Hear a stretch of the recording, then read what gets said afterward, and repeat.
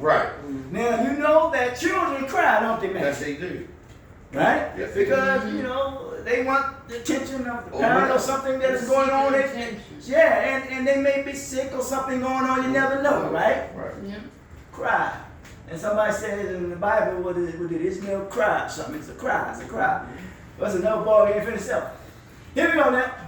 One must come to know that disorder in our souls is often the disorder we see in society.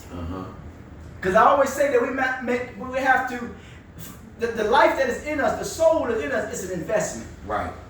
It wants to taste, it wants to touch, it wants to do a lot of things, don't it, man? Yeah. So we have to continue to invest in that because it's investing in us. Seriously, man. It is not just a mental condition, no. It is a spiritual crisis. One of disconnection from the self, from others, and from our social purpose. I said that our true purpose is not to reflect carelessness nor callousness, which means we become, we have a spirit, we got to deal with the spirit of apathy. So we become unenthusiastic. Unenthusiastic. Carelessness. Because children, in the movie Godfather, he says children, maybe this could have been sexy, I don't know. He said children and women, I believe it says, they can be what? Careless. But you don't want to be careless, period, right? Don't be careless, period. With that in mind, let us consider social anxiety disorder. Not merely through clinical lens, but through the lens of cultural displacement. Cultural displacement. Spiritual dissonance and social learning disabilities, because I say we're dealing with SDLD or a social learning disability, all of which are a part of the historical narrative we continue to what? Inherit. To inherit. Ain't that something, man? That's some serious shit, though. All right, now, unhealthy ways, unhealthy habits, abnormal. I know we're abnormal, but don't worry about it, let it be. Social anxiety disorder is defined as the diagnosis, this is the book, the MS-5, how they diagnose things, as a persistent fear of one or more social performance situation. A lot of times when people are talking, they are not trying to get to the root cause, they're just performing. Performing. You know, Shakespeare said all the world is a what? Stage. And we're really actors in a what? In a play. We're just putting on a what? An act. Huh? A lot of times when we act out, I was told by a very powerful guy, a lot of times that we see people doing it just all theater. Just all theater. Huh? So sit back and be what? Entertained. Do you think humans are just here to entertain themselves and to be entertained? I don't know. In which individual is exposed to what? Unfamiliar people or to possible scrutiny by what? By others. According to Barlow, social anxiety is not just about shyness. This is evidence now. Substantiated case. It is about a profound fear of being judged, rejected, or humiliated. Ain't that something, man? That's the fear of being what? Judged, Or rejected, or humiliated. Ain't that something, man? That's serious stuff, man. Let me proceed on. I had a friend of mine once said that if a person is not giving you a shot of hope, man, or giving you some kind of inspiration, then he's merely just entertaining. I like that. Hold on to that one, man. Write that down and give it to me. Yes, sir. Yes, seriously, do that. All right, here we go. David H. Barlow and anxiety and in its disorder, the nature and treatment of anxiety is another word, if you're really good, and panic discusses how social anxiety can be a learned fear what? Response. Anxiety. We pass it up and down. We pass it. Listen, control. Just relax. Remember I talked about something about 45 an hour ago, about what transpired earlier. Just relax, right? It is a learned response. He possesses that the early experiences of rejection. Some of us could be rejected by our parents. Some of us could be rejected by our peers. Some of us can just be rejected based upon our physical features. Huh, man? Huh? Yeah. Some of us can be rejected based upon our shape, our size of our nose, the way that our ears look, or whatever, our eyes, our hair. That rejection we carry on in life. Ain't that something, man? Rejection, man. Abuse, huh, man? Ooh. Ain't that something? And then the rejection of the individual becomes abuse. You could be in somebody's family where they could abuse you, they reject you, because remember, that family member, him or herself, they dealing with rejection and they dealing with abuse. So they pass it on down to what? You. Hear me clearly on this one now. Or embarrassment. Some of us are embarrassed because you're wrong. When you're wrong, you what? You're wrong. Simple as that. Be willing to accept what? Correction. Can sensitize individuals to perceive social threats.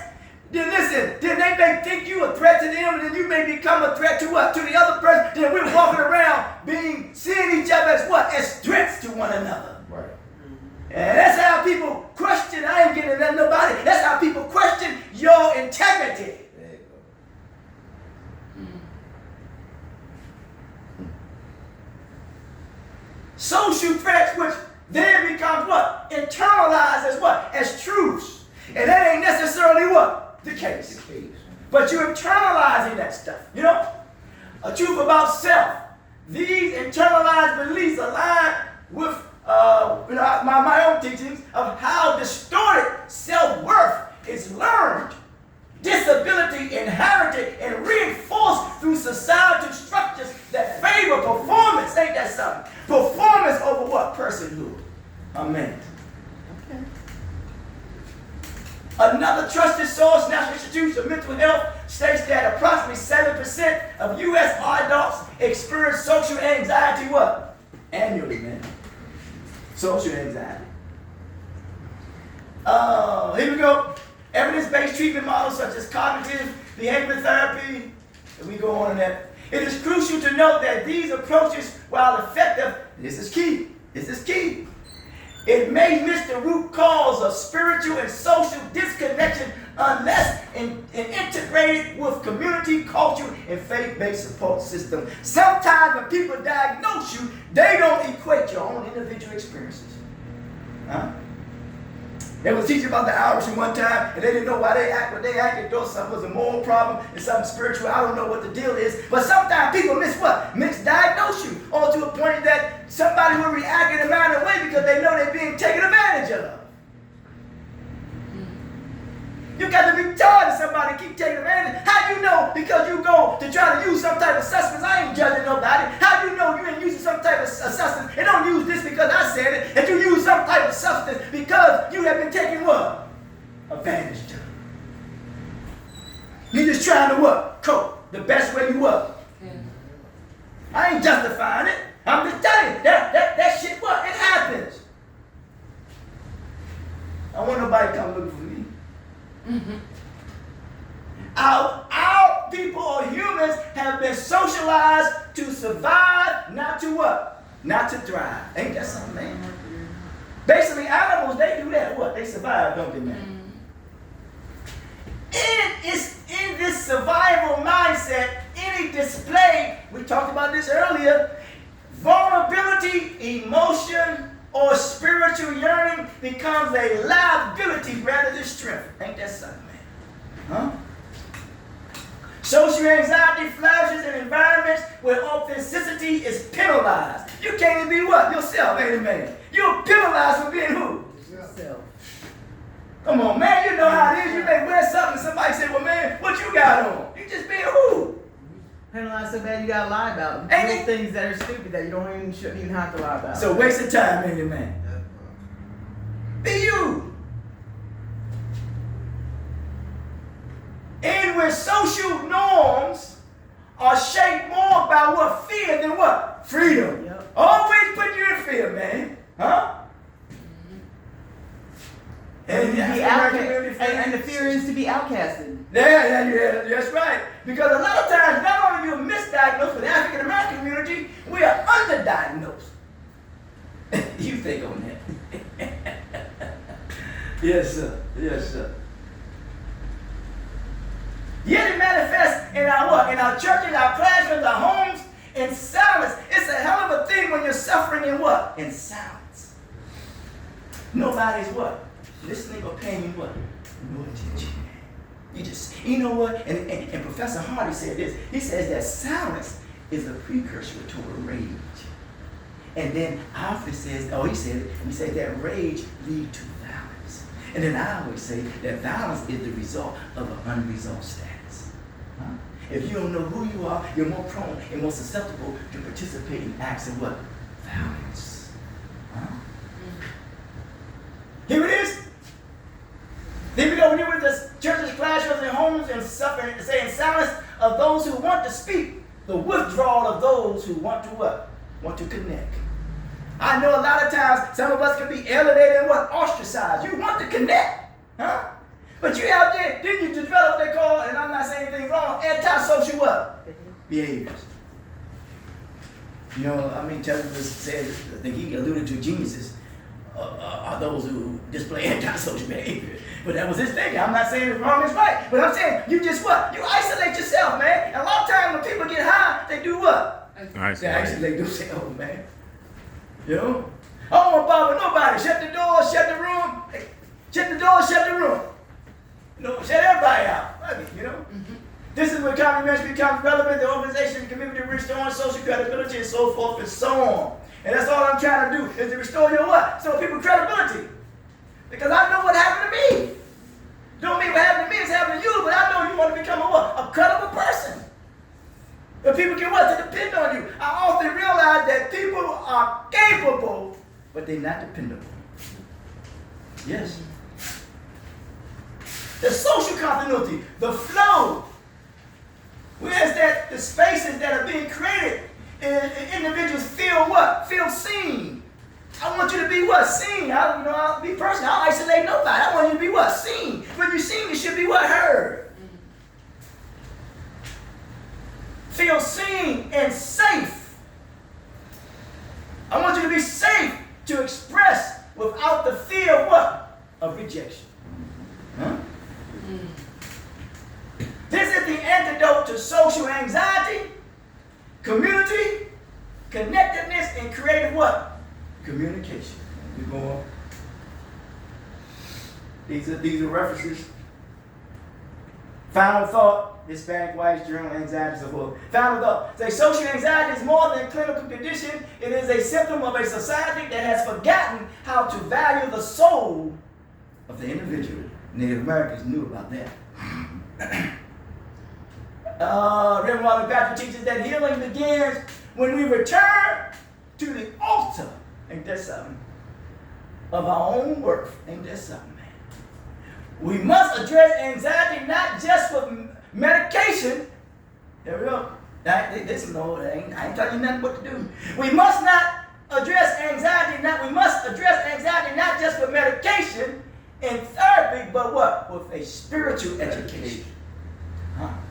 Social integration and a renewed collective consciousness.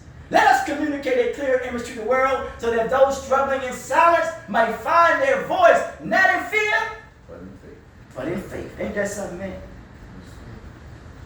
How? All right. Let's say, parents, we don't often realize the impact of our behaviors, whether what we say or what we don't say. What we model through our unresolved what? Trauma. That generational weight can show up, I talked about it early, in what? In subtle ways. Like anxiety, defensiveness, or emotional detachment. And what you say is key. It's never too late. Healing, reconciliation, and growth can happen at any what? At any point or any stage of your life. Think about that, man. Seeking help is a strength, not a what? Not a weakness. Seeking help is a strength, not a what? Not a weakness. Whether it's therapy support groups or just being open, vulnerable in conversation. The truth is, unresolved issues don't stay hidden. They find their way into our jobs, Our relationships, our inner dialogue, left unchecked, they can lead to real harm. But the good news is that awareness is the first what? First step. And support is what? It's out there. It's here. Healing doesn't mean pretending it never happened. It means finally letting go of its hold on us or its hold on you. Let it go. Then I respond to this another individual about what they shared, and they were very honest in what they shared. I'm gonna read it. If we go from there. All right. Parents are already looked at as a response to the individual. I'm gonna move on there and see. Let's look at this. Okay. Here we go. Addiction isn't always about substance. Sometimes it's about the power, influence, or the illusion of what? Connection. At its root, addiction is often relational. Remember I said the root to me is about we have relationship what? Problem. It can stem from a deep-seated need for attachment, validation, or relief from unresolved pain. When a substance enters that dynamic, ain't that something? It becomes more than a chemical dependency. It becomes a part of a codependent relationship. What you just hear that? Huh? Let me repeat that again. I mean, addiction isn't always about substance. Sometimes it's about power, influence, and the illusion of connection. Huh? At its root, addiction is often relational. It can stem from a deep-seated need of attachment, validation, or relief from unresolved pain. When a substance enters in that dynamic, ain't that something, man? Huh? That's serious there, man, because if you're mixing something and the element is combustible, huh? If the element is combustible, more likely it's going to be a what? An explosion. Huh? It's going to be an explosion. You know, shit. When substance enters that dynamic, it becomes more than a chemical dependency. It becomes a part of a codependent relationship where the drug feeds that behavior. And the behavior reinforces the what? The need for the drug. Oh man, that's some powerful shit, ain't it, man? You look at that again. I gotta stay right there. I gotta say stuff right there. Please, let me repeat that again. I haven't even finished this paragraph yet. It's so powerful. It is impactful. It says a lot. It embodies the pain. It embodies the frustration. It embodies the anxiety. Man, it embodies all that who we are as human beings in this society in which we live. Ain't that something, man? Addiction isn't always about a substance sometimes. It's about the power.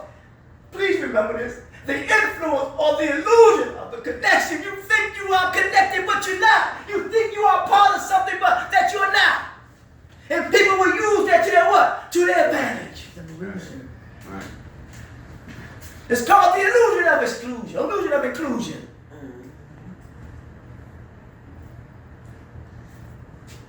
Hey, it's even out there in the street sometimes, you know, when you're out there doing something you're supposed to be doing and trying to make a little money, people pretend that you are part of them and not like them. Then all of a sudden somebody set you up.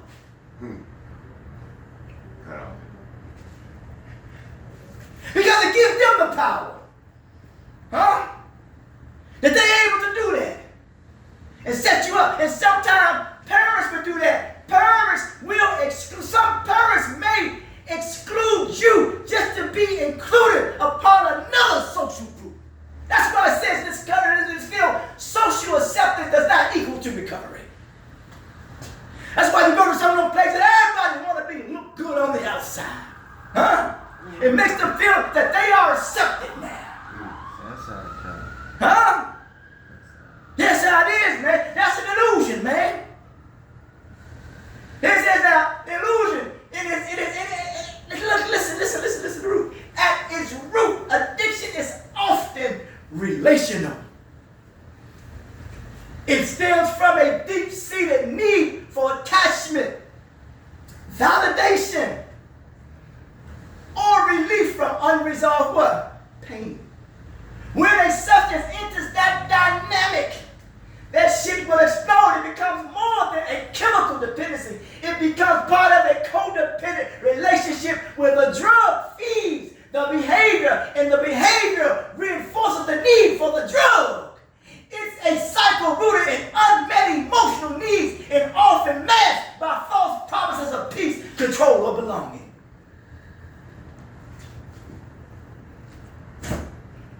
This dynamic doesn't only apply to substance. Some people become addicted to influence and attention or feeling of control. Figures like David Koresh and Jim Jones. Oh, God Almighty. Charismatic, manipulative leaders who build entire following based on psychological codependency. Their rise to fame. What was it fueled by? Oh man, it was fueled by truth of healing, but by exploiting your what? Your vulnerabilities. Yeah. Or others who were seeking hope, meaning, or connection. Oh man, the result was what? Catastrophic, man. Catastrophic. Be leery, man. Be leery. Be on guard. That's why it says, man, I pray and you be on watch. God damn it, man. I'm praying this. Let the enemy come in and give me. Can you not just be on watch for a little while, man? Be on guard. Damn. In this way, addiction, whether a drug or a person, a belief, or an identity can be what? Fatal. It convinces people to chase what? Illusions. Chase illusions. Huh? A fleeting what? A fleeting illusion. You know, you chase the ghost. Huh? You chase that feeling. Huh? That shit's gone. And you want to get that feeling again. You ain't going to get that same feeling again. There you go. You want it. That's real. That's real. It creates systems of trust based on what? Lies. Ain't that some shit, man?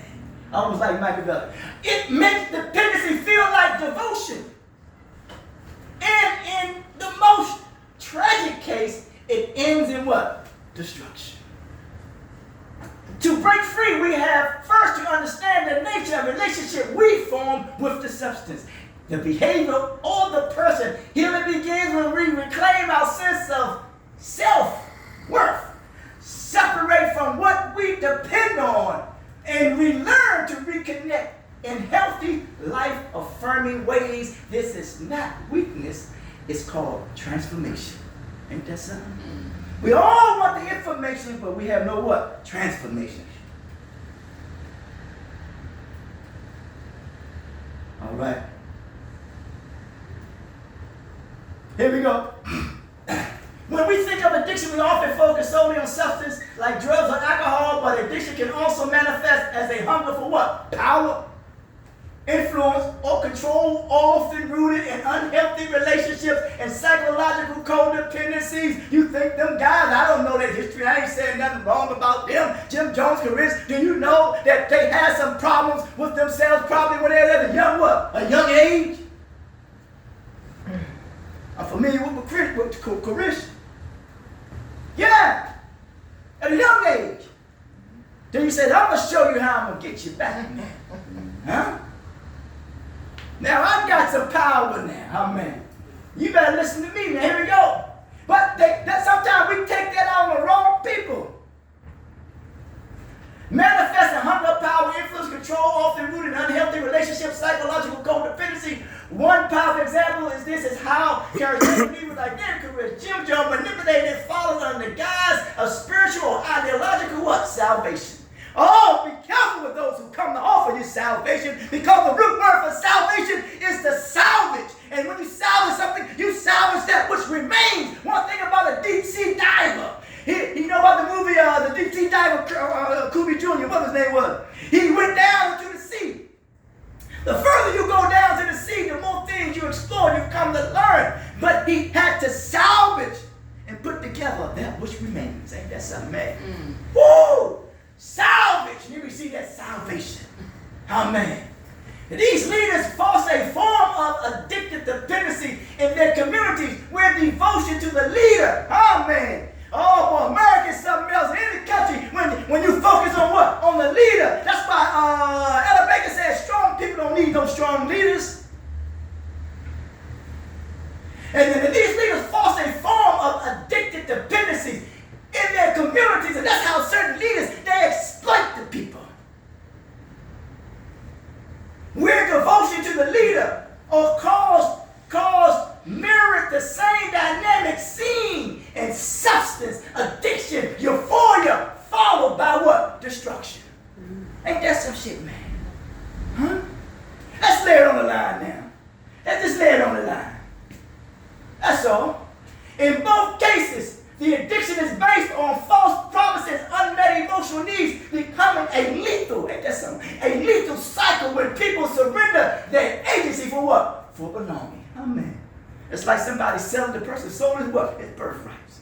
Ain't that something, man?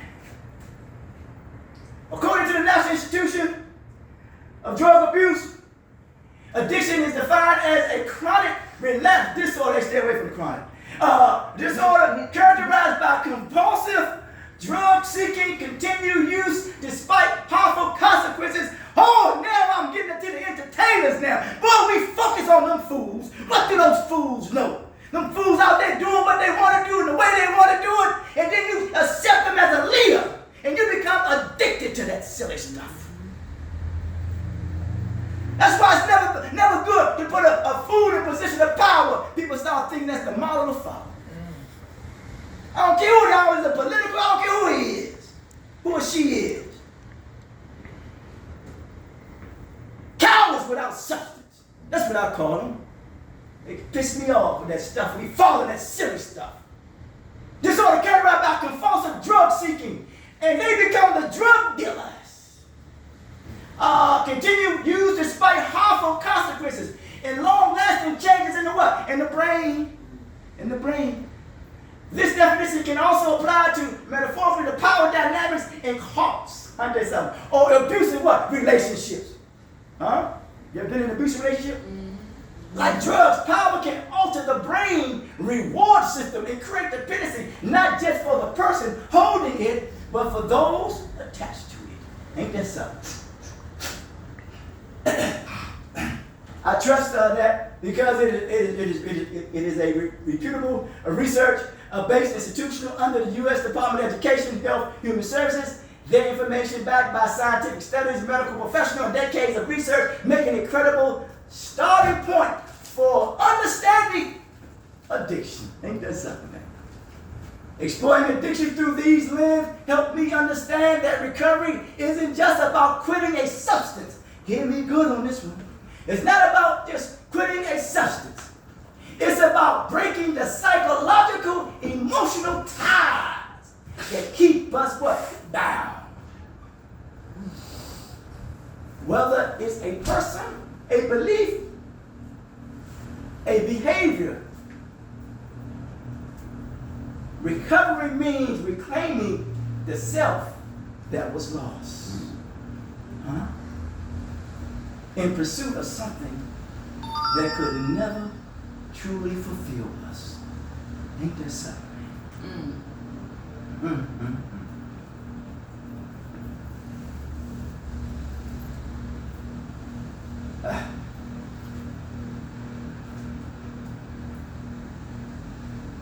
Now I was getting into eating disorders.